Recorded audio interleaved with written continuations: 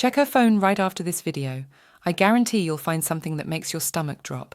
But first, let me teach you what to look for so you don't miss the obvious signs she's already gone. These 11 innocent things will show you exactly how far along she is in her exit plan. Before we dive in, hit that like button if you want more raw, honest content like this. Subscribe and turn on notifications because I'm going to keep telling you the truth that no one else will. And drop your city in the comments. I want to see how global this issue really is. And listen, if you can make it to sign number 9, I'm going to reveal the one thing we do that even we don't realize we're doing. It's so subtle that 99% of men miss it completely. But once you see it, you'll never miss it again. Let's get started. Look, I'm not here to bash women or create paranoia, but as a woman who's been on both sides of this, I know the patterns. When we cheat, we don't just flip a switch, it's a process. And that process leaves breadcrumbs. Today, you're learning to spot them. Sign 1, the phone flip. She suddenly starts placing her phone face down. Now, this might seem like the most innocent thing in the world. Maybe she's just trying to be more present, right? Maybe she read some article about digital detox. But here's what you need to understand. This is actually the most innocent-looking change that screams guilt. Think about it. She used to leave her phone face up, notifications visible, maybe even asked you to check her messages when she was busy cooking or driving. "Honey, can you see who texted me?" was a normal request. Now it's always face down. Always. Even when she's just going to the bathroom for 2 minutes. Even when she's taking a shower and the phone is on the nightstand. Even when you're both watching a movie and there's literally no reason for privacy. From a woman's perspective, we do this because seeing his name pop up while you're sitting right there feels like betrayal in real time. It's not about hiding the phone itself. It's about hiding the emotional reaction we'd have if he texted. That little smile that creeps across our face. That quick heartbeat. That moment where we completely forget you exist because someone else just made our day better. And here's the psychological truth. When we flip that phone face down, we're creating a physical barrier between our two worlds. The world where you exist and the world where he exists. We're compartmentalizing, and that phone position is like a little wall we've built. But here's the twist that'll drive you crazy. If you ask about it, we'll make you feel like you're the problem. It's just a phone. Why are you being so paranoid? I'm trying to be more present with you, and you're complaining? You don't trust me over something so stupid? Sound familiar? That's gaslighting 101, and we've mastered it. Sign 2, the sudden self-improvement. She starts caring about her appearance, but not for you. New workout routine, new clothes, suddenly cares about her hair again. You think, great, she's taking care of herself. But here's what we won't tell you. When a woman suddenly starts improving her appearance after being comfortable, there's usually an audience. We're not trying to look good for life. We're trying to look good for someone specific. And if that someone was you, you'd know about the new routine. You'd be invited to the gym, asked for opinions on outfits, included in the transformation. The dead giveaway? She doesn't want you to see her getting ready anymore. The bathroom door that used to stay open is now locked. She's putting on makeup for a quick grocery run, but won't tell you which store. Sign 3, the emotional wall. She stops seeking your emotional support. This one's huge, and most men miss it because it feels like she's just becoming more independent. She used to tell you about her bad day, her frustrations with her boss, her fears about the future, her excitement about small wins.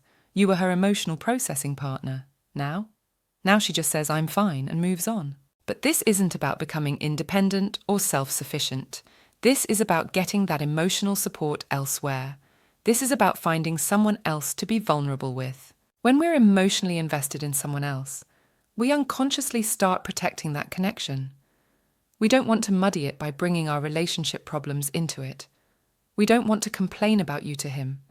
That feels too much like emotional cheating.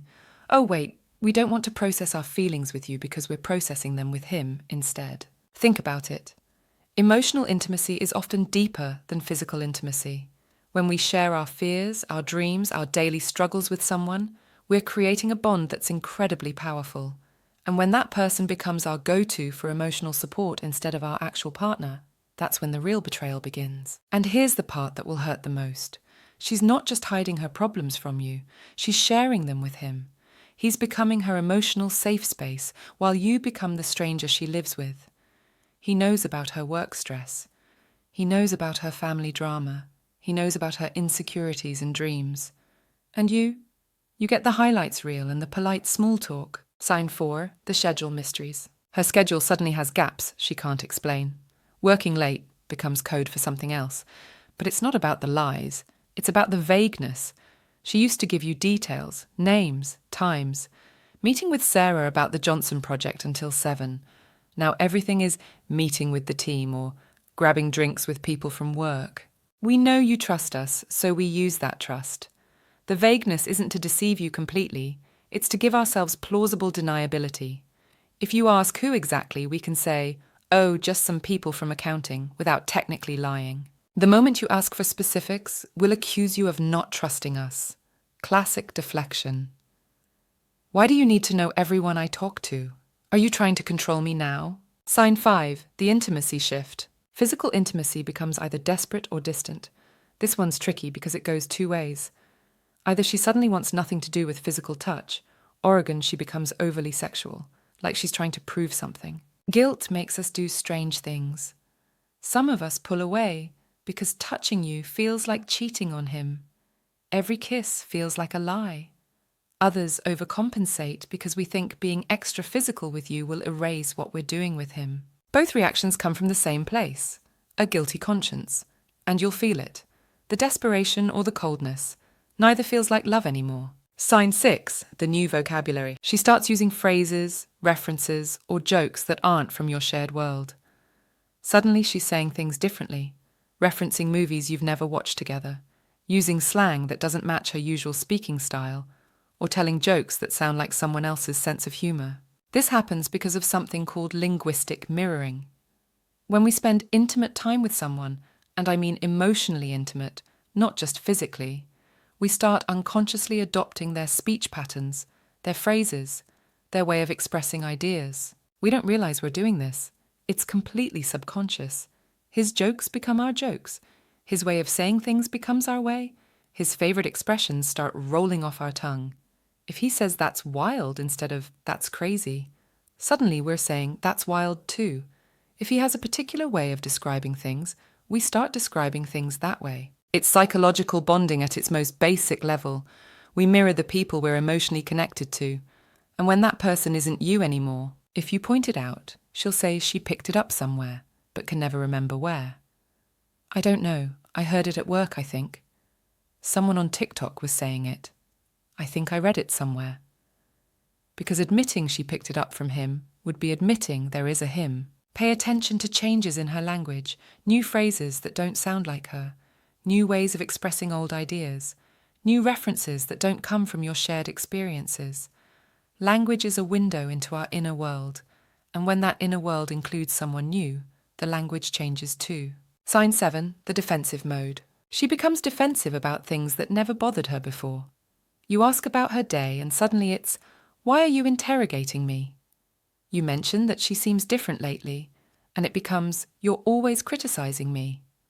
You ask who she was texting, and it's, you don't trust me. Everything feels like an attack to her because she's living with constant guilt and the fear of being discovered. When you're cheating, emotionally or physically, every innocent question feels loaded.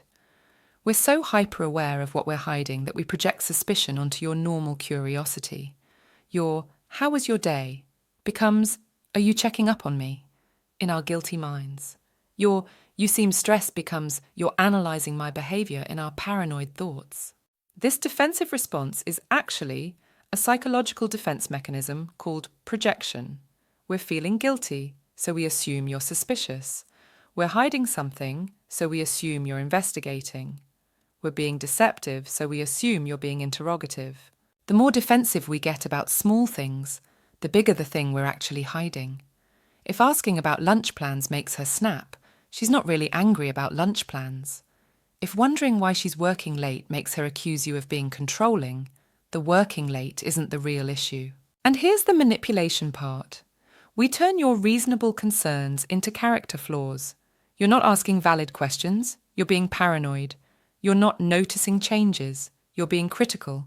You're not seeking connection, you're being needy.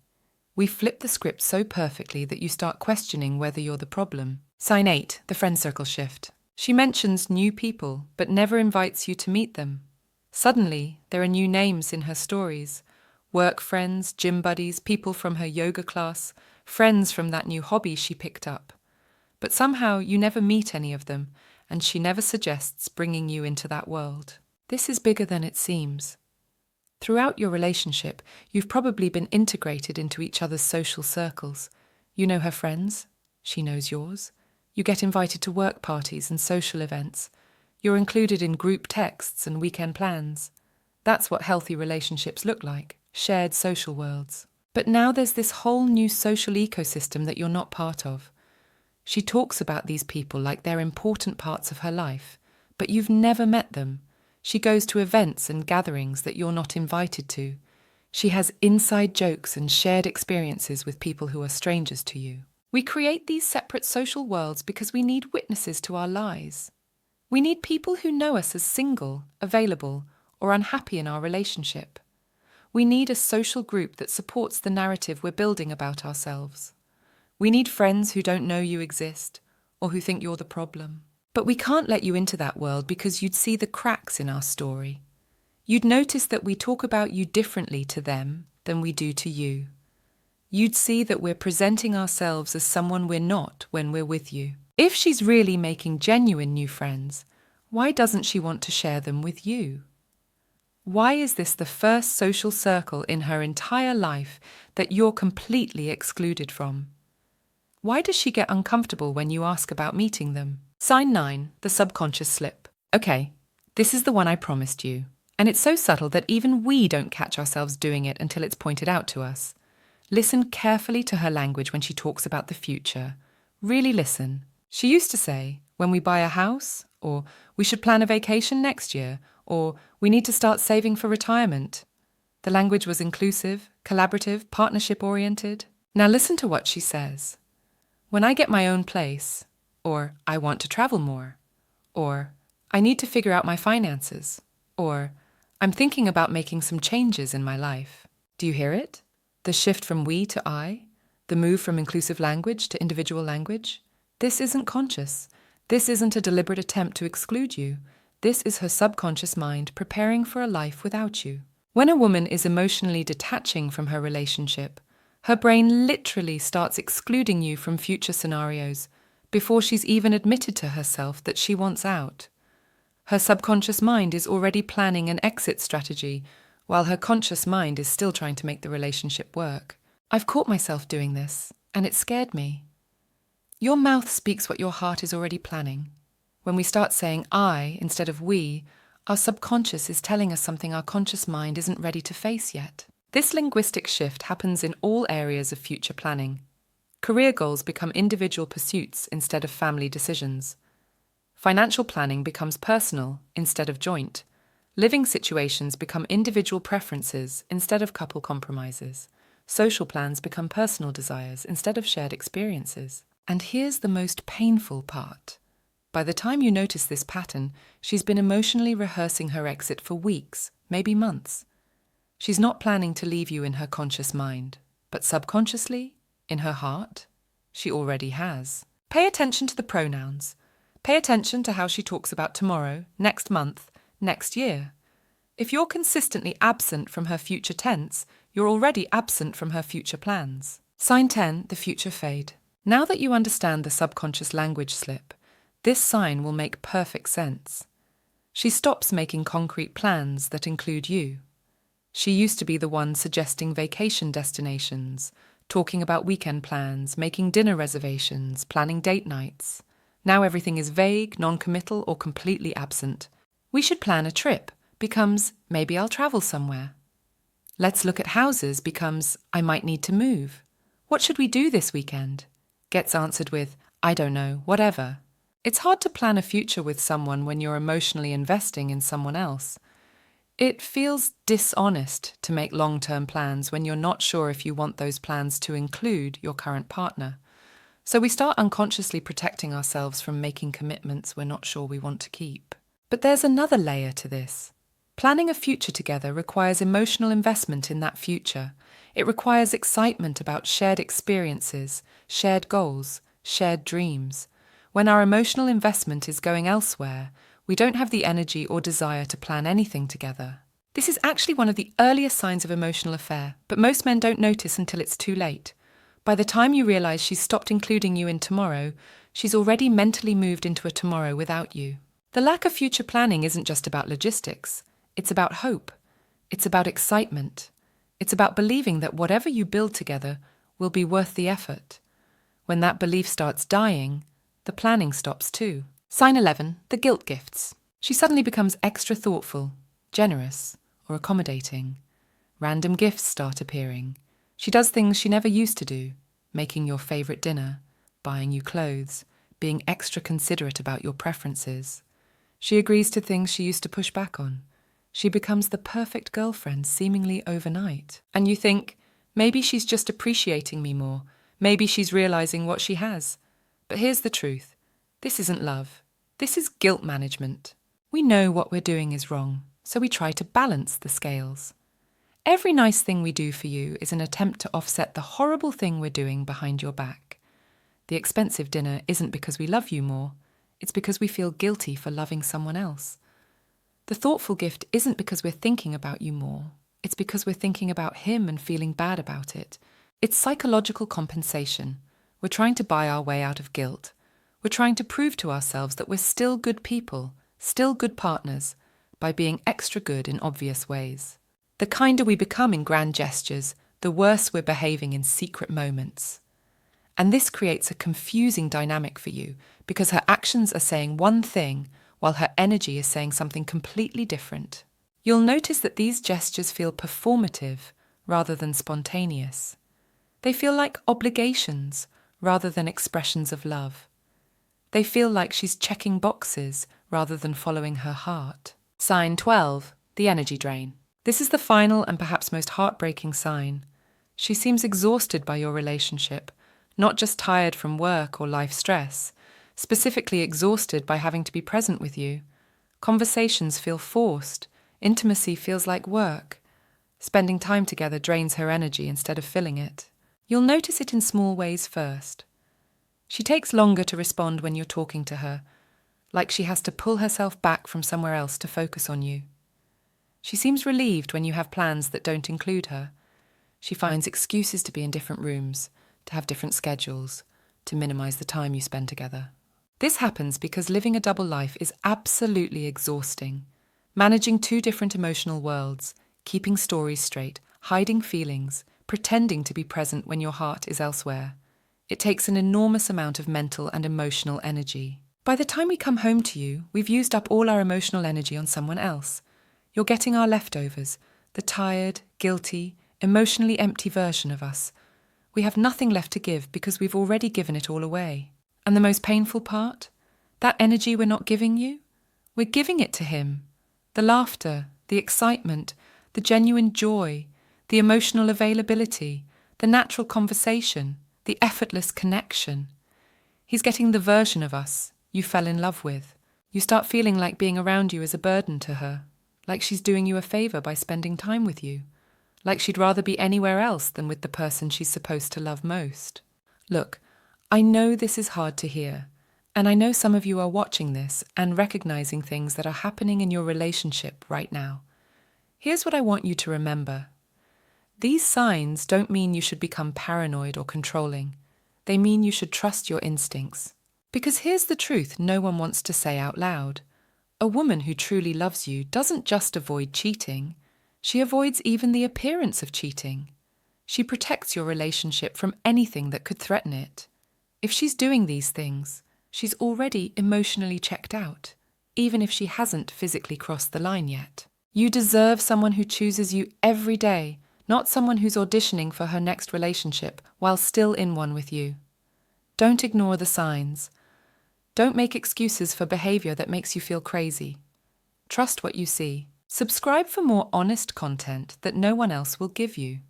And remember, you don't need closure from someone who's already emotionally gone.